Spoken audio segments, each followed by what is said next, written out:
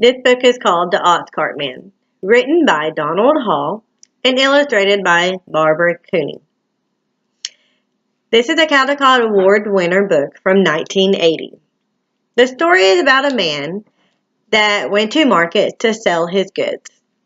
The goods that he sold were things that he made from his farm and grown on his farm, like wool from a sheep that they spun into yarn to make a shawl and mittens, or honey from bees that they had in their trees.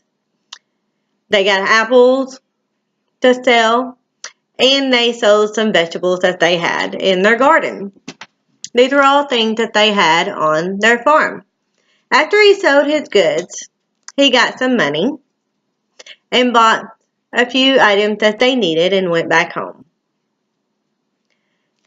The illustrations in this book were done by a technique called woodcutting.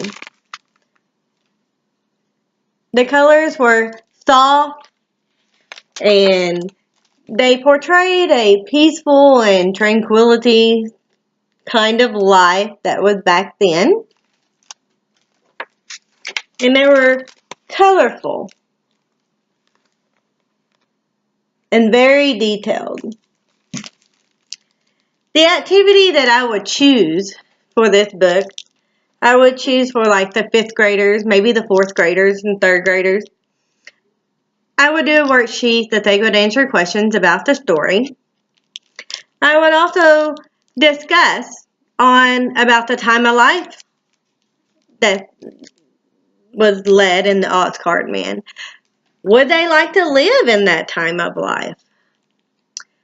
Would they like to grow all the things that they need and earn their living that way? Or would they like to just run to the store and grab whatever they need? This would be a great discussion on them to think about how times were back then before we got all this electricity and stores and jobs and everything.